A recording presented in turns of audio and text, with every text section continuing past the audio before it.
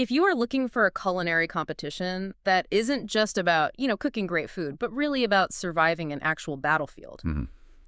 well, then we need to talk about Bobby's Triple Threat. Oh, yeah. This is the show where the odds are just fundamentally stacked against you, the challenger. You walk into this kitchen and boom, you are immediately facing this gauntlet. Hmm. Three of the world's most formidable chefs, they call them the Titans, and you have to beat all of them head to head for a pretty massive $25,000 cash prize. And that gauntlet, well, it just got significantly more complicated. Today, we're doing a deep dive into what feels like a tectonic shift, really, defining the upcoming Season 4 of Triple Threat. Right. We've managed to get hold of some exclusive source material detailing the replacement of one of the original Titans and the ripple effects this change is already having on the whole competitive ecosystem. Yeah. So our mission today is to dissect not just like the personal profile of the new Titan, but to understand why this specific roster change, combined with a really strategic lineup of challengers, practically guarantees a level of competitive narrative, maybe even psychological warfare, that we haven't quite seen before on the show. That's exactly our focus. We're basically going through the full playbook for Season 4. It looks like it's set to really dominate the airwaves later in 2025, kicking off in September. Mm. And the biggest story, the one that just immediately scrambles every challenger's strategy guide, Ayesha Nurdjaja is stepping in, replacing the powerhouse Tiffany Derry as a new Titan. So she's joining the established, relentless veterans Michael Voltaggio and Brooke Williamson. That change is huge. And here's why it sets the stage so perfectly for, well, maximum conflict. When you lose a seasoned competition veteran like Tiffany Derry, you create this immediate strategic vacuum. Right. People knew what to expect from her. Exactly. Challengers knew her style, they knew her regional strengths, her competition rhythms, all that. Now they're facing two highly experienced, TV-tested Titans, Voltaggio and Williamson, and a third component. A world-class chef, absolutely, but kind of an unknown quantity in this specific, high-pressure, televised format. And we really have to stress the format right away because it is the definition of brutal. It's not just cooking well once. Not at all. To win that $25,000, you face 3 distinct single-round matchups, one against each of the 3 Titans, and you have to score higher than all 3 of them in their individual rounds. And then there's the total points. Exactly, and the total cumulative points across those 3 head-to-head battles has to be greater than the Titans' combined score. It's not just one victory. It's like a triple knockout you need to pull off. Precisely. That need for consistent, adaptable excellence across 3 different challenges, judged by this rotating panel of culinary legends, that's what makes the show unique. The stakes are just immense. And this new dynamic, the one revolving around Ayesha Nurdjaja, that's where our deep dive really begins. Let's talk about this new pillar of the Titan Fortress in Section 1. Okay, yeah. The addition of Nurdjaja is so intriguing because she completely disrupts that typical mold, of a TV competition chef. She steps in alongside Voltaggio and Williamson, who, like we said, are really defined by their long careers in competitive cooking shows. Right. Nurdjaja's background, though, it's purely rooted in the demanding world of high-caliber destination dining. Completely different arena. Yeah, she's not just a chef, she's more like an institution builder. Our sources really detail her roots as a Brooklyn native, and she brings this truly unique blend of heritage, Indonesian and Italian, into her approach to Middle Eastern and Mediterranean cuisine. It's fascinating stuff. Wow, Indonesian and Italian into Middle Eastern Mediterranean. Yep. She's the executive chef and partner behind these really celebrated New York City restaurants, Shuka and Chiquette. So when you look at her pedigree, it just screams culinary excellence and specific focused artistry. And that's the crucial distinction, right? Focused artistry versus competitive versatility. She's renowned for creating these immersive dining experiences, complex flavor profiles. But if you look at her prior TV experience... It's different. Yeah, she's been a guest, maybe an occasional judge here and there, but never the central competitor who has to suddenly switch gears from, say, Indonesian to Italian to, American diner food in the span of 3 rapid-fire rounds. And that distinction, the difference between running a successful, demanding dinner service and winning a time competition on TV, that's what makes this whole thing so fascinating. Bobby Flay himself admitted this was the sticking point when he was recruiting her. Oh, really? Yeah, he stated plainly that the skill set needed for Triple Threat is fundamentally different from that of even a celebrated restaurant chef. He explained it as you naturally need the world-class cooking chops. It's the 90%, the foundation. Sure, the baseline. But the other 10%, that's the competitive mentality. Handling the clock, the lights, the cameras, the constant pressure, and that need for versatility across ingredients you might never even touch in your own kitchen. It requires a different kind of, I don't know, brain chemistry. Totally. And that explains why Flay apparently had to become the ultimate salesman to get her on board. Yeah. Our sources have this great little anecdote about their initial chat. Okay. Flay admitted it took serious convincing to get her to agree. Her initial reaction was, understandably, hesitation. She found the whole idea pretty nerve-wracking. Well, I can imagine. You're being asked to put your, James Beard-level reputation on the line in a format that's basically designed to humiliate even the best chefs if they slip up for just a minute. Exactly. So when Flay proposed it, she reportedly just said, "I don't know, Bobby." Wow. And that vulnerability is kind of powerful because it highlights the reality here. This is a huge personal risk for a chef who has a thriving career, totally independent of TV cooking shows. Yeah, she doesn't need this. Right. But Flay saw something the audience, and maybe even Nurdjaja herself, didn't immediately recognize: this untapped competitive fierceness. And he didn't just pressure her. Sounds like he offered a genuine partnership. Famously convinced her over a cup of coffee, apparently. A coffee meeting. Classic Flay. But he gave her this incredible promise. He supposedly said, "I got you. You're 90% of it. I'm going to help you with the other 10%. You're going to fly." That's quite the pitch. And that 10% wasn't about teaching her how to cook, obviously. It was about teaching her how to compete in that pressure cooker environment. Exactly. Mentoring her on time management, strategic ingredient selection, and that crucial round one, managing the psychological weight of facing down a challenger who specifically wants to dismantle your reputation. That kind of mentorship, especially from Flay, that's priceless. And this leads us to what might be the most crucial strategic insight for the entire season. Flay's assessment of how she actually performed. How? It wasn't just that her food was dynamite, which he said. Okay, high praise from Bobby. Huge praise. But the key thing was, he said the competing chefs made a fatal error. They underestimated who she was. Okay, let's unpack that underestimation. Why would they do that? I mean, challengers study the Titans, right? They knew Michael Voltaggio's modernist approach, his technical precision. For sure. They knew Brooke Williamson's incredible versatility, her knack for bold, complex flavors under insane pressure. So they likely saw Nurdjaja, the restaurant chef, as maybe the potential weak link. That seems to be the implication. Maybe they thought, okay, we'll throw her a curveball ingredient, something totally outside her usual Mediterranean Indonesian wheelhouse. Exactly.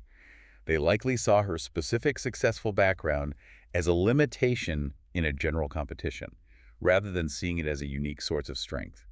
And what happens when you underestimate a chef of her caliber? You don't bring your A game against her. Right. You don't try hard enough.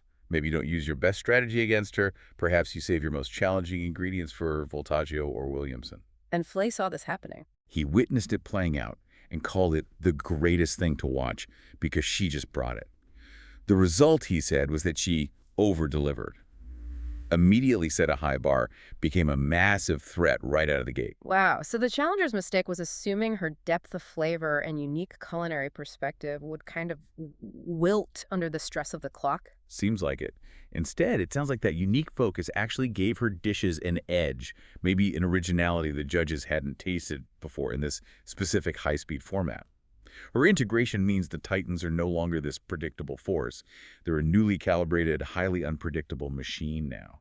And this success is why Flay is apparently so confident in the season's performance. He's quoted as being thrilled for it and predicts the show is going to rate better than it ever has. And it already does really well, he notes. Right. So he sees the shock and surprise value of Nurdjaja's competitive debut as a guaranteed boost to viewership. Makes sense. And it also speaks volumes that she found immediate acceptance among the veterans, too. Flay really emphasized that Voltaggio and Williamson integrated her successfully, made sure she felt like the team. That's important. That unity is essential for maintaining that psychological fortress the three Titans are supposed to be. Definitely. If there was friction or some lack of competitive synergy, you know the challengers would smell blood in the water. But the sources suggest this trio is now stronger and way more unpredictable than ever. Which brings us, perfectly actually, to the specific line of challengers set to face this newly strengthened and newly unpredictable Titan team. Let's move into Section 2. The Season 4 Gauntlet. Because this is where the personal stakes go from just high to, well, explosive. Yeah, the schedule itself is intense. Season 4 is a tight, high-impact run just 5 episodes, expected to air starting Tuesday, September 2nd, 2025. It's a sprint, not a marathon. Seems designed to maximize conflict every single week. And the opening salvo, episode 1, airing September 2nd. They're throwing a proven winner right at the new Titan trio. The challenger is Chef Nini Nguyen. Nini Nguyen is the definition of a competitor. The sources specifically note her bona fides. She's the winner of Last Bite Hotel. Okay, so she knows how to win on TV. Exactly. She's comfortable in front of the camera. She understands the pace. She knows how to finish strong. This is absolutely not a warm-up round for Nurdjaja. This is a baptism by fire against a chef who already knows how to navigate that televised stress. So the narrative for this episode is clearly Nurdjaja's true introduction, right? Can the new Titan hold her own against a competitor who's already seized a major title? The stakes feel astronomical for the morale of the Titan team. Huge. If they lose in the debut, that psychological advantage Nurdjaja built by over-delivering immediately evaporates. Gone. And to make sure the Titans feel every single ounce of pressure, who do they bring in to judge this inaugural test? None other than Chef Daniel Boulud. Wow, a legendary palate indeed. Boulud is known for just this incredible level of refinement, classic technique, perfectionism that few chefs can consistently meet. His presence signals that even though Nurdjaja is new, the standard for her debut dish, and obviously for Nguyen's attempt to defeat her, has to be flawless, world-class cuisine. You cannot hide behind clever competition moves when Boulud is judging. The food itself has to speak loudly. Absolutely. Now, if episode 1 is the high bar introduction, episode 2, airing September 9th, this is the emotional crescendo of the season. This is the ultimate family conflict. Yeah. Titans versus Brian Voltaggio. Oh, man. I honestly cannot overstate the drama inherent in this matchup. You have challenger Brian Voltaggio stepping into the kitchen specifically to face his younger brother, Titan Michael Voltaggio. Yep. This isn't just a high-stakes competition for $25,000. This is a battle for sibling bragging rights that spans their entire professional lives. It's huge. The sources confirm the intensity. Brian is described as desperate to take him down. And why the desperation? Because historically, Brian has never beaten Michael in a competition setting. Ever. Never. Wow. That's potentially decades of accumulated competitive history, rivalry, frustration, all boiling over onto one television broadcast. This totally transcends the game show format. This is personal history playing out live. Just think about the psychological warfare here. Brian isn't just trying to win the money.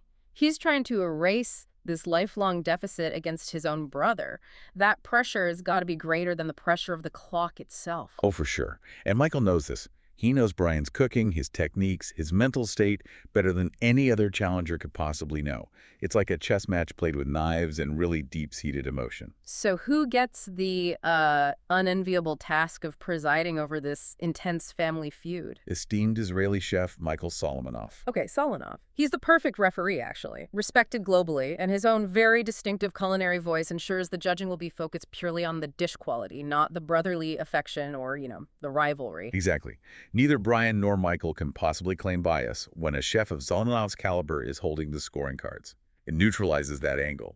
Okay, moving into episode 3, September 16th. The mood shifts from family rivalry to more of a challenge of celebrity and pure expertise. The challenger is the absolute legend, Chef Jet Tila. Tila is basically coming into Flay's club as a titan in his own right. The source material lists his accolades like badges of honor, Emmy-nominated, James Beard-nominated, even a Guinness World Record holder. Right. When a challenger is that credentialed, they represent a threat to all 3 titans, including the veterans. His versatility and breadth of knowledge must be immense. And the core question Tila posed to the show is, can a chef who has conquered almost every format imaginable, from world records to publishing to TV hosting, can he add triple threat champion to that already stacked list?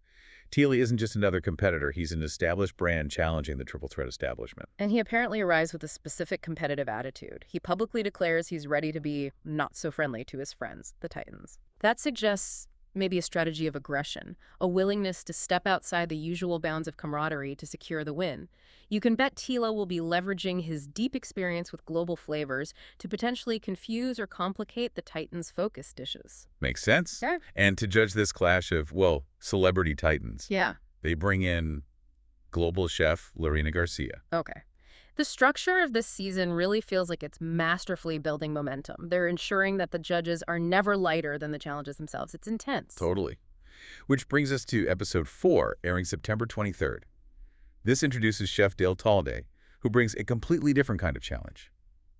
Talday is noted for his intensity, described as bringing a distinct chip on his shoulder. A chip on his shoulder. Interesting phrasing. Yeah, and Talday's approach sounds fundamentally strategic, maybe even intellectual. His explicit goal, according to the sources, is not just to outcook the Titans, but to stump them. How? He aims to do this by introducing challenging round 3 ingredients. Ah, the ingredient strategy. This is a test of pure, instantaneous creativity and kitchen agility, then. Exactly. The Titans need to quickly pivot and somehow master an ingredient that might be unfamiliar, obscure, or just technically really difficult to execute perfectly under that time limit. So if Talday succeeds in forcing them into uncomfortable territory, he basically wins the strategic battle before the cooking even properly begins. He's trying to neutralize their vast technical advantage by maximizing the variables. Clever. Very clever. Yeah. And who is brought in to weigh the results of this complex strategic maneuver. Bobby Flay brings in what the source material literally describes as royalty to judge. Royalty. Queen Giada de Laurentiis. Okay. The use of royalty there is deliberate, no doubt. Giada's brand is synonymous with polished perfection, elegance, refined execution. So the standard for victory in this episode requires not just surviving Talday's complicated ingredient choices, but transforming them into something sophisticated and flawless. She's a judge who expects excellence, not excuses. The pressure to deliver pristine dishes under those conditions must be immense. Absolutely. And finally, we arrive at the season finale challenge. Episode 5, airing September 30th, Titans versus competition dynamo Manit Chauhan. Oh, Manit Chauhan. She is simply one of the most consistent forces in televised culinary competition, period. She's a known quantity who just excels under pressure. The source describes her as the chef who throws down her gauntlet even when the Titans thought they had seen it all. But the truly gripping element of this finale, the thing that makes it must-see TV, is the personal score settling involved. Specifically for Titan Brooke Williamson. Oh. She faces a serious public redemption arc against Chauhan. The history here is apparently brutal. Williamson is described as ready to defend her home court after losing to Chauhan twice previously on Tournament of Champions. Lost to her twice on Tussie. That is a staggering detail. That changes everything for Brooke. It does. Losing twice on one major platform suggests Chauhan has a specific, successful strategy against Williamson's cooking style.